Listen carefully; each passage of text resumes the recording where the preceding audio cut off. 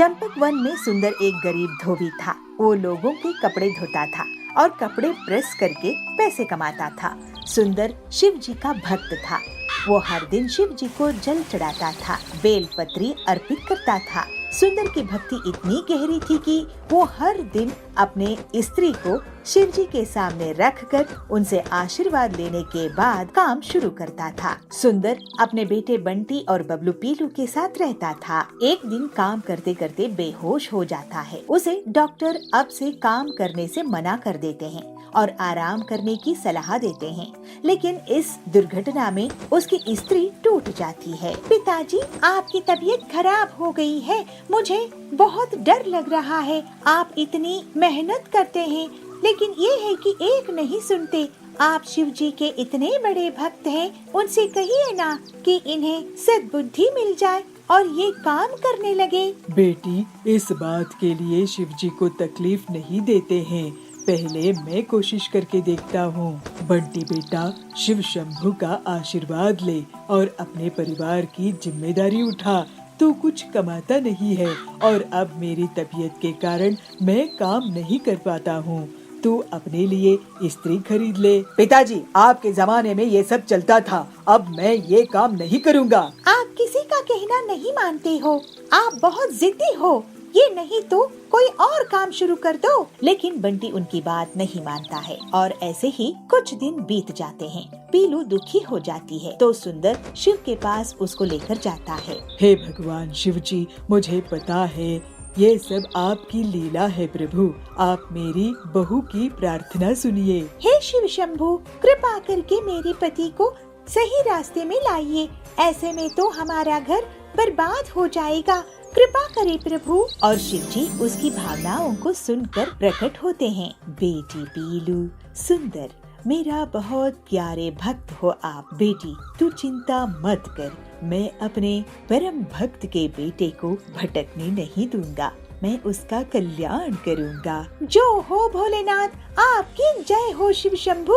जय हो शिव शंभू जी की। और ऐसे ही एक दिन बंटी जंगल में घूम रहा था। तभी उसे एक साधु बाबा मिलते हैं। बेटा, क्या तुम्हारा नाम बंटी है? प्रणाम साधु महाराज जी, आपको मेरा नाम कैसे पता है? मुझे तो तुम्हारे पिताजी सुंदर का भी नाम पता है और तुम्हारी पत्नी पीलू का भी नाम पता है। मैं बहुत कुछ जानता हूँ। क्या तुम मेरा एक काम कर सकते हो?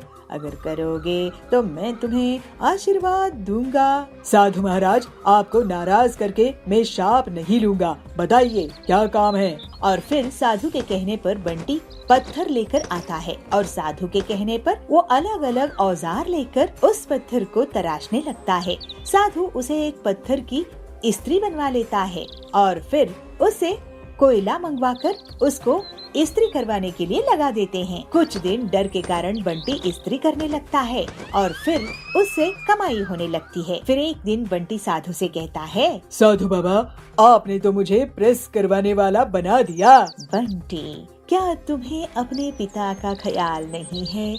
क्या तुम्हें अपनी पत्नी का ख्याल नहीं है? तुम डर के कारण मेहनत किए क्या तुम रोज काम नहीं कर सकते हो? आप कौन हैं? और साधु जी की जगह शिव शंभू प्रकट हो जाते हैं। शिव शंभू जी, माफ कीजिए भगवान, माफ कीजिए, मैं आपको पहचान नहीं पाया। तुम्हारे पिताजी मेरे भक्त है, तुम्हारी पत्नी मेरी भक्ति की। मैं तुम्हारी दुर्गति होने नहीं दे सकता हूँ, इसलिए काम शुरू करो बेटा। घर के लिए, परिवार के लिए और अपना फर्ज निभाओ, मेरा आशीर्वाद है। हे शिव जी, मैं अपने पिताजी को तकलीफ दिया, अपनी पत्नी को तकलीफ दिया। अब आपके आशीर्वाद से मैं मेहनत करूँगा, काम करूँगा और घर का ख्याल रखूँगा। इसके बाद बंटी अपना पत्थर के प्रेस से कपड़े प्रेस करने का काम शुरू कर देता है। अपने पिताजी का अच्छे से ख्याल रखता है। अब से वो पीलू और सुंदर के साथ शिव जी के मंदिर जाकर हर दिन अभिषेक करता था। पीलू बहुत खुश हो जाती है और शिव जी को धन्यवाद देती है। बेटा, तू तो शिव जी के आशीर्वाद से बहुत अच्छा काम कर रहा है। अब तू पत्थर की स्त्री बनाने का काम भी शुरू कर दे। जी पिताजी, आपका ख्याल सही है। भोलेनाथ शिव शंभू महाराज जी की जय हो। और बंटी पत्थर का प्रेस बनाने का काम शुरू कर देता है और बहुत जल्द ही सफल हो जाता है। शिव शंभू जी की आशीर्वाद से उनकी आराधना करते हुए बंटी और उसका परिवार अब खुशी खुशी रहने लगता है। बंसीपुर गांव में बबलू कबूतर अपनी पत्नी पीलू चिड़िया के साथ रहता था। बबलू बहुत ही मेहनती था। वो साल भर मेहनत करके किसानी करता था, अपनी फसल बेचकर अपना घर चलाता था। पीलू, इस बार मैंने आलू की फसल बोई है और खाद और सिंचाई का भी खास ख्याल रखा है। तुम देखना, इस बार बहुत बढ़िया फसल होगी। भगवान करे ऐसा ही हो, नहीं तो अगर पिछले बार की तरह हमारी फसल बर्बाद हो गई तो हम जीने लायक नहीं बनेंगे। हमारे ऊपर वैसे ही बहुत उधार है। पीलू के घर के पास ही सुंदरी रहती थी। वो पीलू की गरीबी का मजा लेती थी। एक दिन सुंदरी कहती है, पीलू बहन, बबलू भाई, ये मैं क्या सुन रही हूँ? आप लोगों के ऊपर इतना उधार है। ऐसा करो पीलू बहन, मेरे घर आज कुछ मेहमान आने वाले हैं।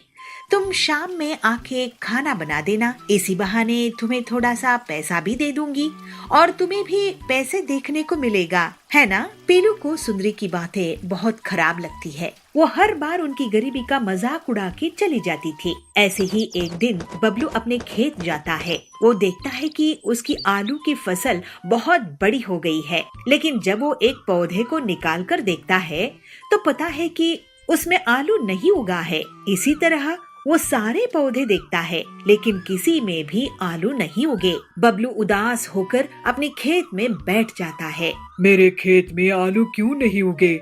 ऐसे तो मैं बर्बाद हो जाऊंगा। मेरे खेत में आखिर फसल क्यों नहीं होती है? ऐसे वो सोच में पड़ जाता है। ऐसे ही सोचते बबलू रोने लगता है। जैसे ही उसके आंसू मिट्टी में गिर जाते हैं तो अचानक से खेत में सोने के आलू उग जाते हैं। आश्चर्य होके बबलू कहता है, अरे भगवान, तेरे बहुत बहुत शुक्रिया। मेरे खेत में तो सोने के आलू उगाए हैं। अब मेरी गरीबी दूर हो जाएगी। फिर बबलू एक बोरी में सोने के आलू भर लेता है और घर लेकर जाता है। बबलू एक सोने का आलू बेचकर घर का राशन ले आता है और पूरा कर्ज भी चुका देता है। लेकिन वो सोने के आलू वाली बात पीलू को नहीं बताता है। एक दिन सुंदरी उसके घर आती है। क्या हुआ, इस बार तुम लोग आलू की फसल नहीं बेच रहे हो क्या? इस बार भी तुम्हारी फसल बर्बाद हो गई है? ऐसा है तो तुम लोग तो सड़क पर आ जाओगे। नहीं, इस बार फसल बहुत अच्छी हुई है। नहीं नहीं पीलू, बबलू इस बार फसल बिकाने के लिए बाजार गया ही नहीं। अब तुम ही सोचो कि तुम्हारा आगे क्या होगा। बबलू जब घर लौटता है तो पीलू उससे पूछती है, बबलू जी, पड़ोसन कह रही थी कि आप इस बार शहर के जंगल में आलू बेचने के लिए नहीं गए थे। अगर हमारी आलू की फसल हुई ही नहीं है तो अपने घर का राशन कहाँ से लेकर आए हो? इसके बाद बबलू पीलू को सोने के आलू से भरी हुई एक बोरी दिखाता है। खिड़की में से सुंदरी भी उस सोने के आलू की बोरी को देख लेती है। अरे, इनके पास तो बोरी भरकर सोना है, ये तो मेरे पास होना चाहिए। ऐसा सोचकर वो उनके घर जाती है। तुम दोनों गरीबों को खाना नसीब हो रहा होगा। ऐसा करो, तुम मेरे घर खाना खाने आ जाओ। सुंदरी को पीलू और बबलू मना नहीं कर पाते हैं और उसके घर चले जाते हैं। वहाँ सुंदरी उन्हें बहुत बड़ी थाली परोसकर लेकर आती है और उन्हें खाने के लिए देती है। जब दोनों पति पत्नी खा रहे होते हैं, वो चुपचाप उनके घर चली जाती है और सोने के आलू चुराने की कोशिश करती है। लेकिन जैसे ही वो आलू उठाती है, एक आलू पत्थर में बदल जाता है और उसके पैर पर गिर जाता है। उसके चीखने की आवाज सुनकर पीलू और बबलू वहाँ जाते हैं। सुंदरी वहाँ से भाग जाती है। तभी तो मैं सोचूं कि हमेशा हमारी गरीबी का मजाक उड़ाने वाली हमें आज दावत क्यों दे रही है? हमारे पीछे से हमारी सोने की आलू चुराना चाहती थी। ये सुंदरी बहुत लालची है। इसके पास सब कुछ है, लेकिन ये लालच करना नहीं छोड़ती है। इसी वजह से ये आलू पत्थर में बदल गया था। हाँ बबलू जी, आप सही कह रहे हो, लेकिन ये आलू जब तक हमारे घर में रहेंगे ये हमारे लिए मुसीबत के बीज बन जाएंगे। चलिए इन्हें खेत में गाड़ कर छुपा देते हैं। फिर दोनों पति पत्नी खेत में सोने के आलू छुपा देते हैं। बंटी बहुत मेहनती और ईमानदार था। इसी वजह से उसकी शुद्ध भावनाओं में निकले आंसू से सोने के आलू खेत में उग आए थे। वहीं दूसरी तरफ सुंदरी का मन काला था। इसी वजह से उसके छूते ही सोने के आलू पत्थर में बदल गए। अब बबलू और पीलू की गरीबी दूर हो गई थी और वो दोनों खुशी खुशी रहने लगे। बिलासपुर गांव के जंगल में पीलू और बबलू रहते थे। उनके बीच बहुत अच्छी समझदारी थी। दोनों हर सुख दुख में एक दूसरे का साथ देते थे। एक दिन पीलू अपने पति से कहती है, सुनिए जी, आज मंदिर चलते हैं। आपको वैसे भी टाइम नहीं मिलता है। आज मिला है तो हम मंदिर में दर्शन करके आएंगे। फिर मैं आपके लिए बढ़िया सी कॉफी बना दूंगी। ठीक है, अपनी बाइक में चलेंगे। तुम तैयार हो जाओ। फिर दोनों पति पत्नी बाइक में सवार होकर मंदिर में दर्शन के लिए चले जाते हैं। थोड़ी देर बाद वे लोग मंदिर में बैठे गरीबों को प्रसाद देते हैं और लौटने लगते हैं। सड़क में उनको एक ट्रक पीछे से टक्कर मार देता है और दोनों सड़क के किनारे गिर जाते हैं। उनकी गाड़ी टूट जाती है। आप ठीक तो है ना? पीलू बबलू से पूछती है। हाँ पीलू, मैं ठीक हूँ। तुम ठीक हो ना? ये तो गनीमत है कि हमारी जान बच गई। बबलू की बाइक को वहाँ खड़े लोग ट्रक के नीचे से निकालते हैं। बाइक पूरी तरह से टूट गई थी। फिर वो लोग एक ट्रैक्टर की मदद से टूटी हुई बाइक को अपने घर लेकर जाते हैं। मेरी इतनी मेहनत से कमाई हुई बाइक ऐसे ही टूट गई। इसी में मैं होम डिलीवरी का काम करता था। अब पता नहीं क्या होगा। बाइक का भी नुकसान हुआ और नौकरी का भी। और इस नुकसान की भरपाई कैसे होगी? आप चिंता मत करो जी, आपकी जान बच गई, ये मेरे लिए सबसे बड़ी बात है। आप दुखी मत हो। मेरे ख्याल से आप अपने मैकेनिक दोस्त हरिया से मिलो और उससे अपनी बाइक ठीक करवाओ। मुझे पक्का यकीन है कि आप बाइक ठीक करवा ही लोगे। ठीक है पीलू। अगले दिन बबलू सोचता है कि उनके पुरखों की जमीन उनके घर के पीछे है जिसमें वो खेती कर सकता है, लेकिन उसके लिए ट्रैक्टर चाहिए। काश मेरे पास एक ट्रैक्टर होता तो मैं खेती कर लेता और फसल बेच के पैसे कमाता। फिर बबलू अपनी टूटी बाइक लेकर हरिया के पास जाता है। हरिया भाई, मेरे दोस्त, मेरी बाइक को ऐसा रिपेयर करना कि मैं गांव में सबसे तेज डिलीवरी बॉय बन जाऊं। अरे बाइक रिपेयर के लिए लायक नहीं है, इसमें तो बहुत बड़ा ज्यादा काम करना पड़ेगा। अरे भाई, अगर मेरे पास ट्रैक्टर होता तो मैं उससे खेती करता। अरे तो बाइक क्या रिपेयर करवा रहे हो? मैं तेरे लिए ट्रैक्टर बाइक ही बना दूंगा। जब बबलू बाइक ऑन करता है, फिर हरिया आसपास देखता है और एक ट्रैक्टर के टायर को बाइक में फिट कर देता है। साथ ही ट्रैक्टर के पीछे एक खुदाई का फावड़ा लगा देता है और इस तरह से बाइक एक जुगाड़ू ट्रैक्टर बन जाती है। ये देखकर बबलू बहुत हैरान हो जाता है। अरे इस बाइक को चालू करके देखो बबलू। जब बबलू बाइक ऑन करता है तो वो ट्रैक्टर की तरह शुरू होती है।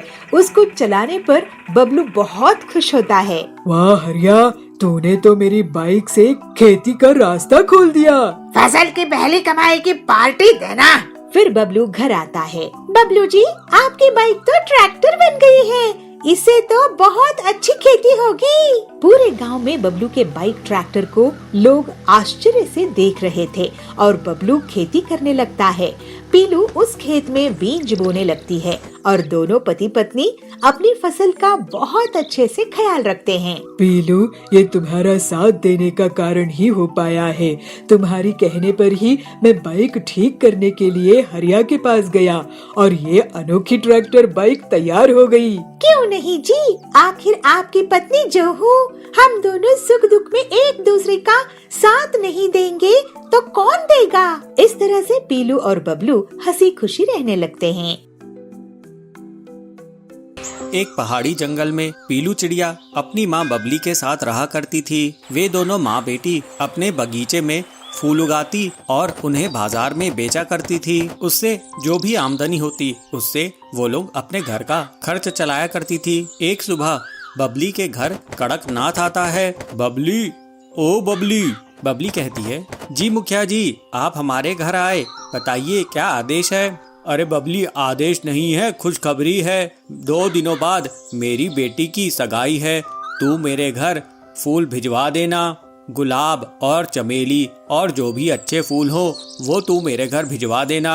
बबली कहती है, ये तो बहुत अच्छी खुशखबरी की बात है मुखिया जी, लेकिन कुछ पैसे आप एडवांस दे देते। इस पर कड़कनाथ गुस्सा हो जाता है और बबली को धमकी देता है। एडवांस? किस बात का एडवांस? तू भूल गई क्या? मैं यहाँ का मुखिया हूँ। अगर मैं अपने में आ जाऊं तो तेरी दुकान बंद करवा दूंगा।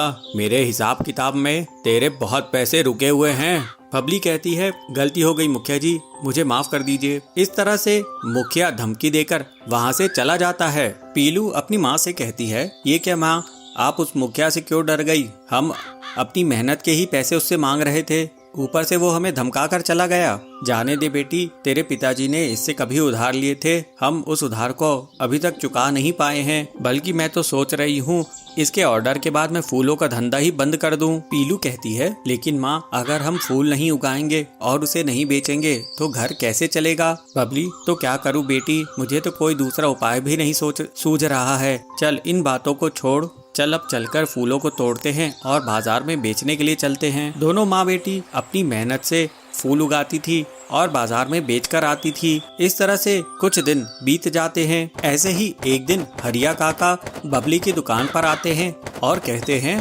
बबली, तुम्हारा आजकल फूलों का व्यापार कैसा चल रहा है? लोग बाग खरीदारी कर रहे हैं कि नहीं? ये देखो, मैं फूलों की नई प्रजाति के बीज लेकर आया हूँ।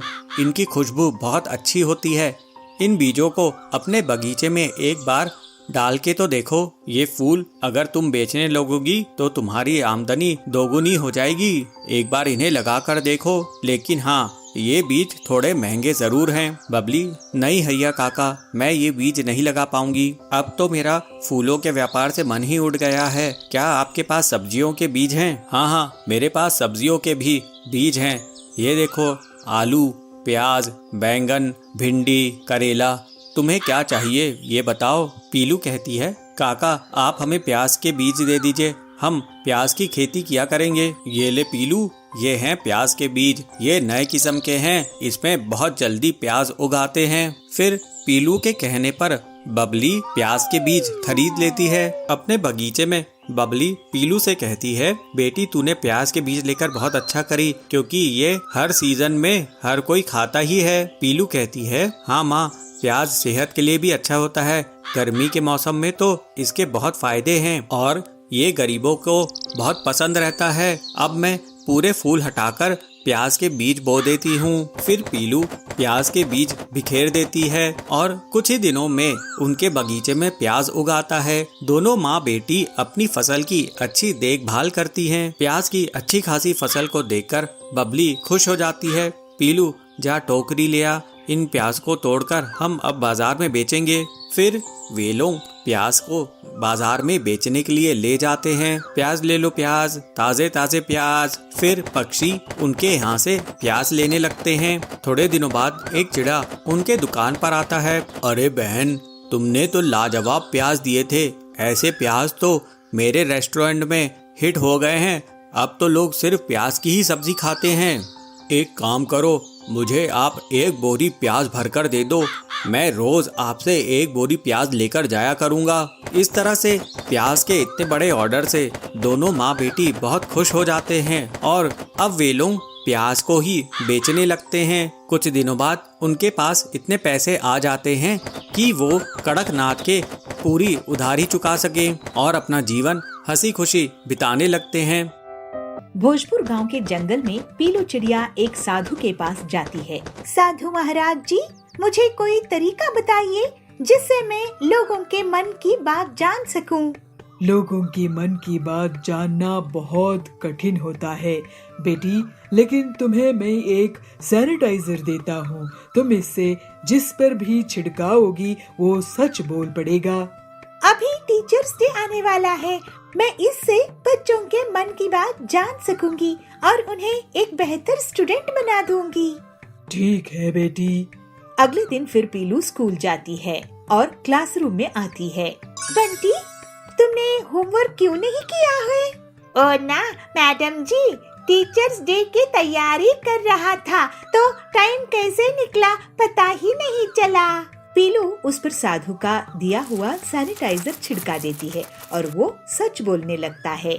मैडम जी, मैं सो रहा था, मोबाइल में गेम खेल रहा था, होमवर्क करने का मन नहीं था और टीचर्स डे कब है मुझे पता ही नहीं।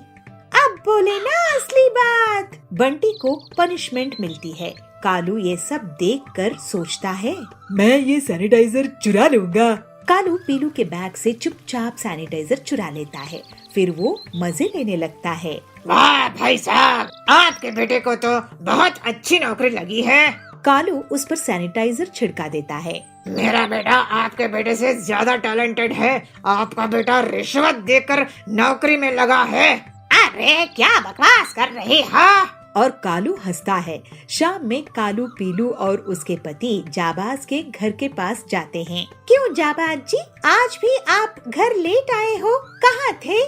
वह एक दोस्त से मिलने अस्पताल गया था।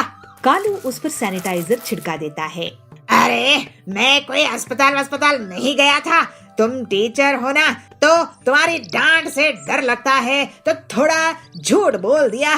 मैं तो बार में गया था। हाँ, अभी मजाक चकाती हूँ तुमको। जाबाज की झाड़ू से पिटाई हो जाती है। ये देखकर कालू बहुत ही खुश होता है। तभी पीलू उससे सैनिटाइजर छीन लेती है और कालू को डांट लगती है। कालू, ये तुम स्टूडेंट्स के भले के लिए था, तुम्हारी मस्ती के लिए नहीं। अब तुम टीचर्स डे में 5 ऐसे लिख कर लाओगे। अगर कोई बहाना बनाए तो याद रखना, मेरे पास ये सच उगलने वाला सैनिटाइजर है। जी मैडम। ये सुनकर कालू वहाँ से भाग गया। अरे पीलू, ये साधु का दिया सैनिटाइजर इतना असरदार है, ये तुम इससे कड़क की मदद क्यों नहीं करती? सुना है वो एक बहुत बड़े चोर को पकड़कर लाया है, लेकिन वो पैसा कहाँ छुपाया है ये नहीं बता रहा है। मेरा भाई इंस्पेक्टर कड़क की भी मैं इसी सैनिटाइजर से मदद करती हूँ। फिर पीलू कड़क के पास पुलिस स्टेशन जाती है। कड़क भाई, ये सैनिटाइजर लो और इस चोर पर छिड़का दो। पीलू के कहने पर कड़क वैसा ही करता है और चोर पूरा सच उगल देता है। फिर सभी बच्चे पीलू को टीचर्स डे पर बहुत सम्मान देते हैं। कालू उस पर 5 ऐसे पूरी ईमानदारी से लिख कर लाता है और सरकार भी पीलू को टीचर्स डे के दिन चोर से पैसा निकलवाने के लिए इनाम देती है। इस तरह से पीलू एक अच्छी टीचर होकर सभी स्टूडेंट्स का जीवन सुधारने में कामयाब होती है।